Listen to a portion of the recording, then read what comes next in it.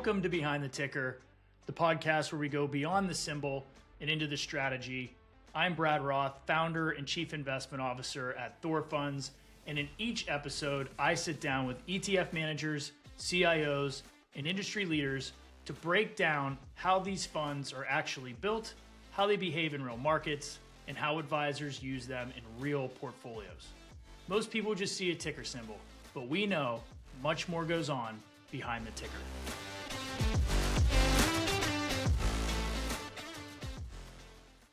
Hey, Rob, welcome to the show. This is a big deal for me. It's the first live audience edition of Behind the Ticker, and also the first show we're going to do where the planes are actually flying over our head. But it's good to see you. Thanks for being here with me. It's a real privilege. Thank you for the invitation. So let's go way back. You graduated from UC Santa Barbara, economics, applied math, computer science. Like, that wasn't a major that really existed back then. How did those things lead to this great career you've had in Wall Street? Well, it's interesting. When I was in high school, you aren't kidding about the planes. Wow. When I was in high school, I was debating between a career in astrophysics or a career in finance. I was fascinated by both. And during college, I realized my math skills were very good, but astrophysics is pure higher math. And if you don't have an intuitive feeling for quantum physics, you're not going to make it in astrophysics. An intuitive feel for flexible space-time, yeah, I got that. Intuitive feel for quantum mechanics and spooky behavior at a distance, no, I don't. And so I realized I could be an average astrophysicist, or I could be one of the early people applying scientific method in finance. And so I thought I can probably have a pretty nice career in finance, and it'll be fun. Well, it's been quite the career, because you were at the Boston company, then global equity strategist at Salomon Brothers, and you built TSA Capital, chaired First Quadrant. Can you just kind of walk us through how that career unfolded?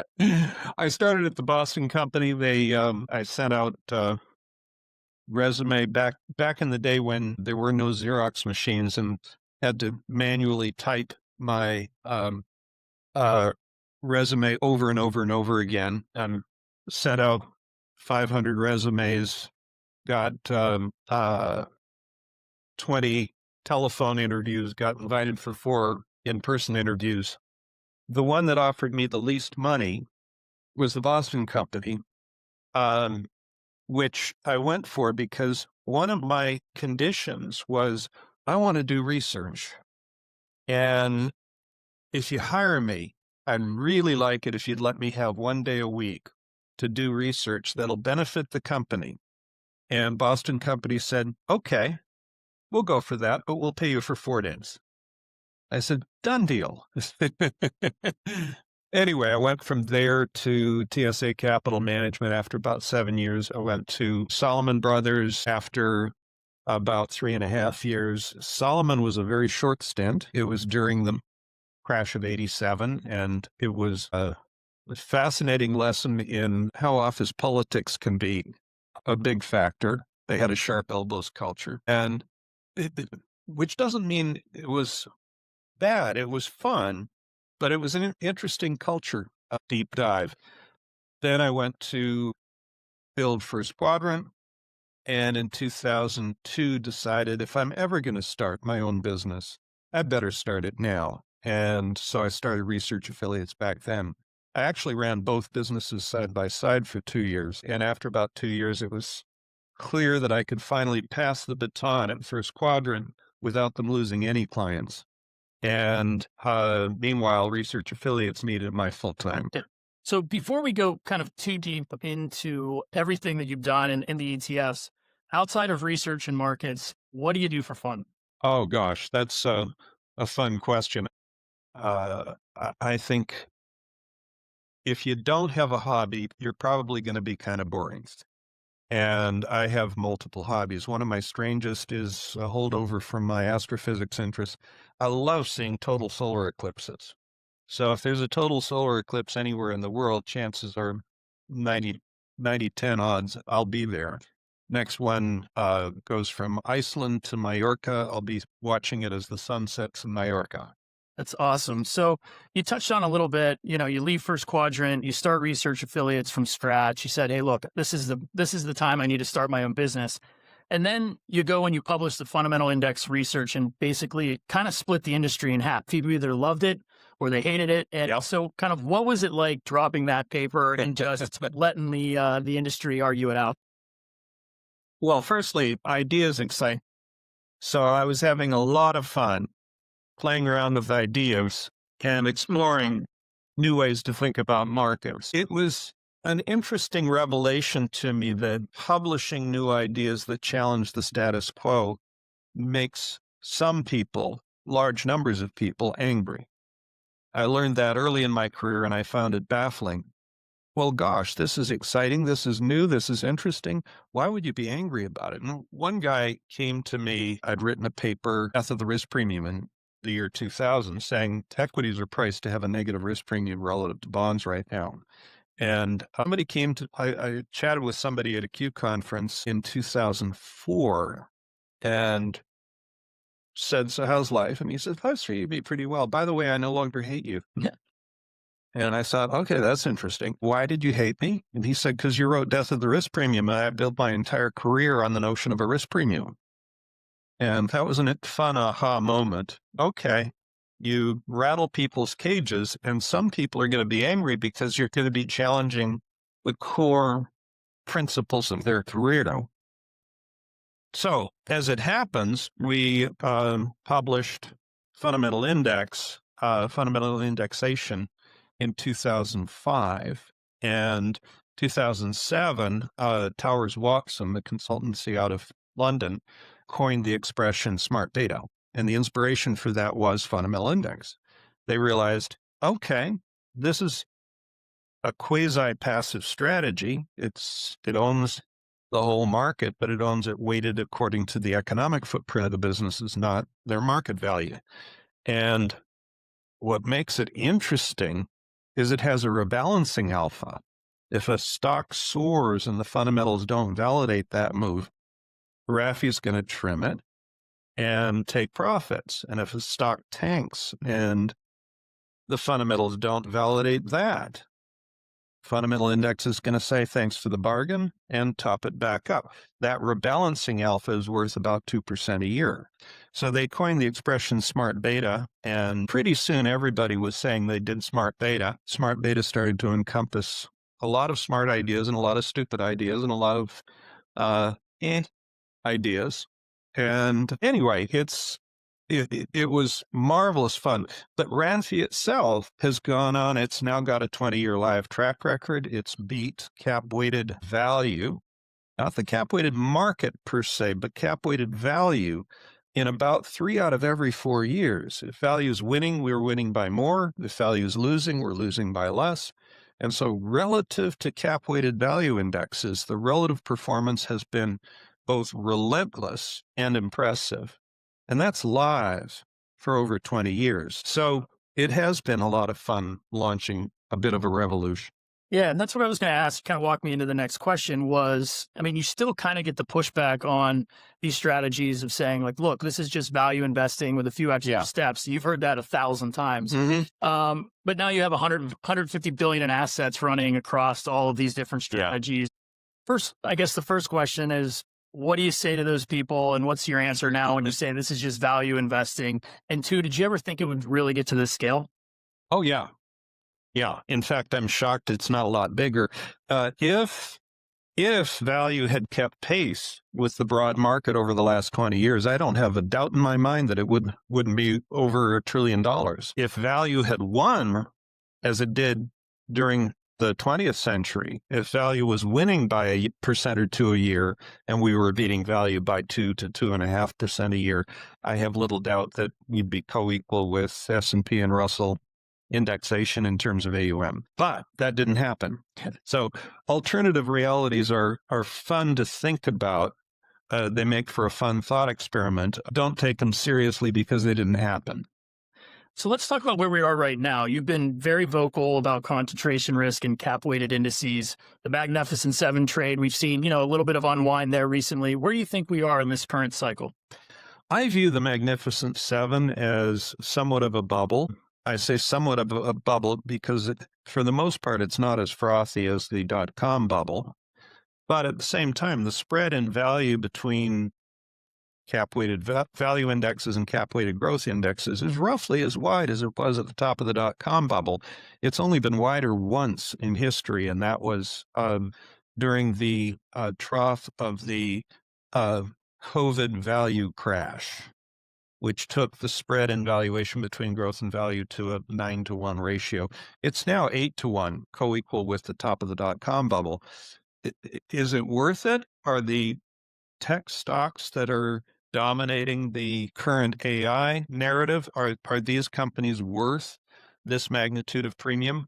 Well, firstly, to state the obvious, only time will tell, but lessons from the dot-com bubble are very simple. The dot-com bubble began with a narrative. The narrative was the internet will change everything.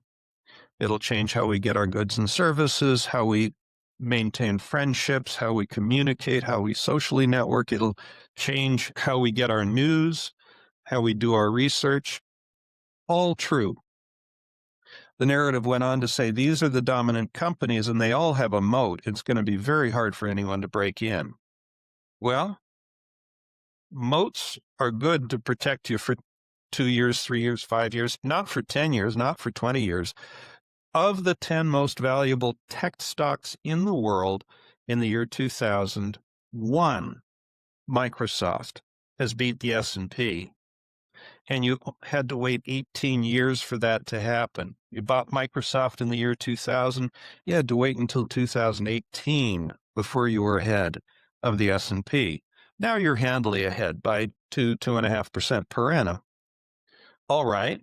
The other 9 are behind the S&P, and half of them actually have a negative total return. So the narrative that these are the dominant players and will remain dominant as far as the eye can see is I think, a little naive. The narrative that embrace of AI will happen faster than we can imagine, I think, is a little naive. People embrace change gradually and grudgingly. So those are the impediments. Bottom line is these are brilliant companies. They deserve a premium. They're trading at a premium that's perhaps larger than they deserve. And in that sense, it resembles past bubbles. So I think the AI narrative has fueled a little bit of a bubble. I think the value is extraordinarily cheap. Small cap relative to large cap is extraordinarily cheap. Non-US relative to US, especially on the value side, is extraordinarily cheap.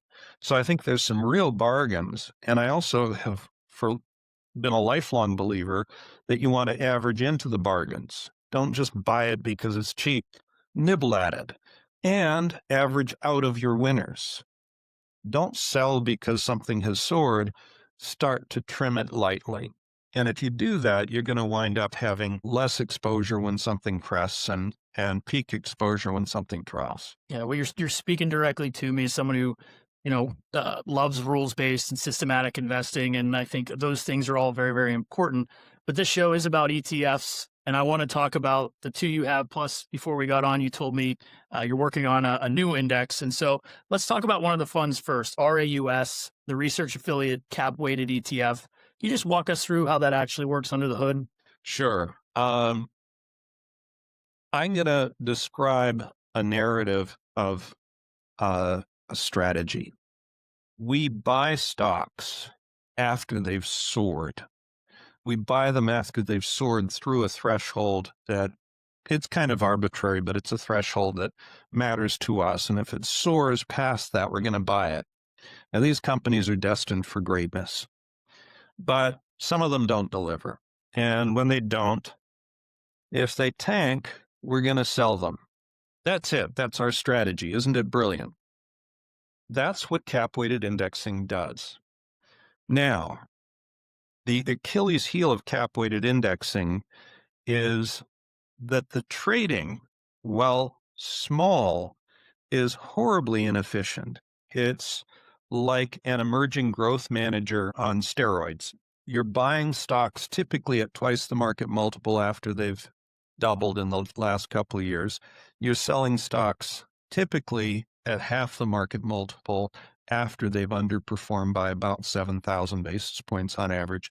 These are horribly costly blunders, and they go unnoticed because it happens at the margin because the turnover is so low. What if you change that and just say, I'm not going to buy stocks just because they soared. I'm going to buy stocks because the business has gotten big enough to matter. I'm not going to sell stocks just because they've tanked. I'm going to sell them because their business is no longer big enough to matter. Fundamental selection, cap weighting. RAFI US, Research Affiliates Cap Weighted Index, RAFI, for the US has about 500 names in it. Very similar to the S&P 500. It has 400 stocks overlap, 80% of the names, but 95% of the weight is the same companies at the same weights because they're both cap weighted. That little 5% difference, you go back 30 years, it makes a difference of 70 basis points a year, which means that the 5% must be having about 14 percentage points annual difference in performance. So this idea, we launched it as an index in September of 2021. It's beat the S&P by a little over 90 basis points a year for 4.5 years with 0.5% annualized tracking error. We launched, actually ETF Architect launched the ETF RAUS, RAUS, last September. It's already 90 basis points ahead of the spider in 6 months. And it's got a 99.9% correlation. So if you're within a whisker of 100% correlation and you're 90 basis points ahead after 6 months, that's pretty cool. It's not at risk of having any liquidity constraints because the current AUM is about 40 million. So there's room for it to grow by, let's say, a factor of 2,000 or 3,000. I have little doubt that it's going to be an enormous success, but it's fun in the early stages. And by the way, the fee they're charging for it for the first year is 0. Yeah, I did read that. That's an interesting strategy. Yeah.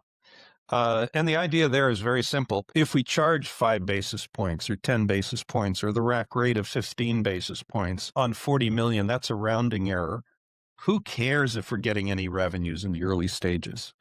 And I'm not allowed to speculate on what the fee might eventually converge to, but it won't ever be more than 15. So we talked a lot about smart beta and value, but before we got on, you had said you're going to do some work on RAFI, applying it to growth. So I always thought you guys were strictly kind of a value. RAFI was a value strategy, but so how does this application to growth now work? You know, my team came to me about 3 years ago and said, we think that the principles of RAFI can be applied to growth. What are those principles? The principles are fundamental selection, how big is the business, and fundamental weighting. Pay no attention to the market cap, weight it proportional to the size of the business. Well, that's going to give you a deep value tilt, for sure. But the team pointed out that fundamental measures of growth could be used to create a growth index. Now, our industry has for a long time embraced this really idiotic idea that if it's cheap, it's value. If it's expensive, it's growth. Okay, if it's cheap, it's value. It'll include some value traps that deserve to be cheap or are on their way to zero, but it is value. The expensive is expensive. Expensive isn't growth. Expensive is expensive. So why not choose stocks for a growth index, not based on how expensive they are, but on how fast they're growing? Makes absolute sense. We have an article in the current edition of the Financial Analysts Journal, just came out last Friday, and it's called Fundamental Growth. And I think it's going to be as revolutionary as fundamental indexation was 20 years. Choose stocks, choose the 25% of the market that is growing fastest by percentage annual growth, let's say over the last 5 years in sales, in profits. If R&D is broken out on the P&L, then look at 5-year growth in R&D spending.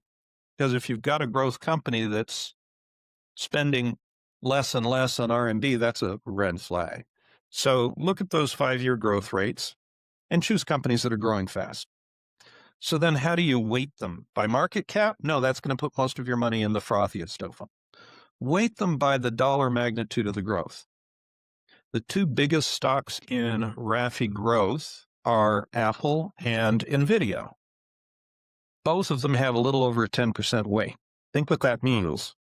That means that these companies individually, Apple alone or NVIDIA alone, 10% of all growth in profits or sales in the U.S. economy in a single company.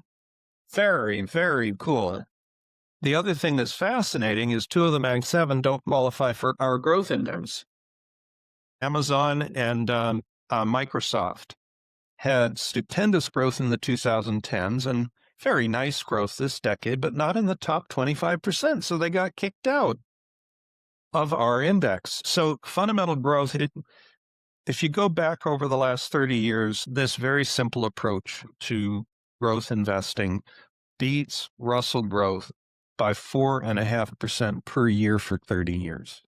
So I told the team, I love the concept. If it's not a brilliant product, we aren't going to launch it, because the last thing we want is for people to say, oh, the last value manager standing just threw in the towel and created a growth strategy. No, we're creating a growth strategy because some people do invest in growth, and this is just a better way to do it. So that's fun. And no, there's not an ETF available for the index at this stage. It'd be kind of shocking if there isn't one before the year is out. Yeah, that's what I was going to say. It sounds like a great third addition to your lineup. And so we talked briefly a little bit about this flip-flop problem, which is, stocks get added to the S&P at twice the market multiple, then deleted after they half. You published a bunch of data showing this. So one of the questions I have is, before we get into NIXT, is how big is that drag over time?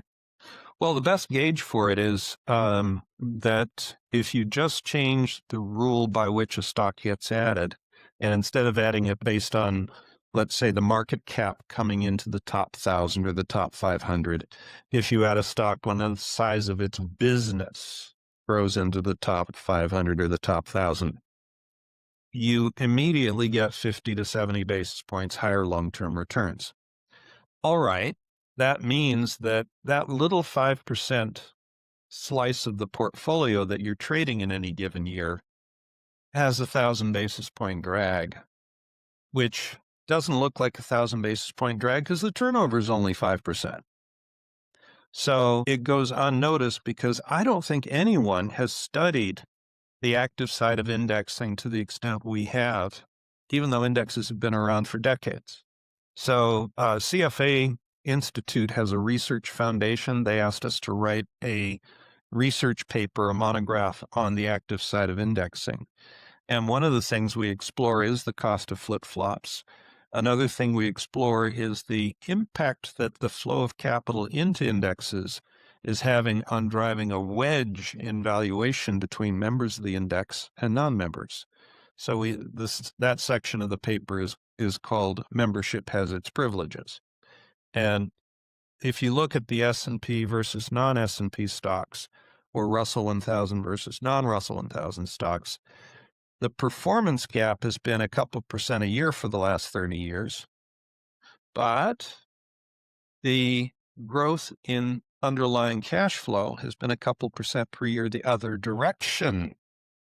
Smaller companies are growing faster and yet getting cheaper. So you have this spread in valuation that is just humongous. It's astonishing. And that also represents a marvelous opportunity for the long-term patient investor.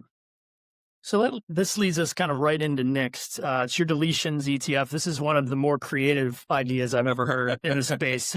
You're literally buying stocks that just got kicked out of all the major indices. And so it's equal weighted, it's rebalanced annually.